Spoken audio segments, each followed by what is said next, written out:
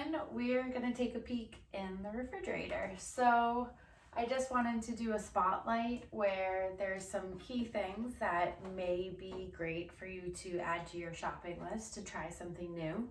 And the first one is a miso paste. So you can easily make a broth with this. You could add it to flavor vegetables.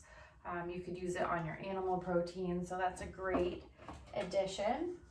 I also like to keep some different proteins. So we have some tofu, and then we all have already made some chicken. So we roasted a chicken, pulled the meat off of it, put it in the container. It's on the protein shelf right here. Then we have some eggs and some sunflower seeds.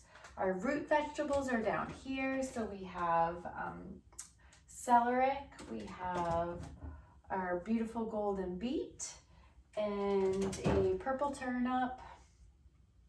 What else? Parsnip, and some carrots.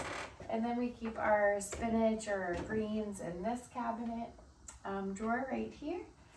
We have some soaking wild rice. So that's a really great thing to have your rice soaking ahead of time, so it's going to take less time for you to cook it.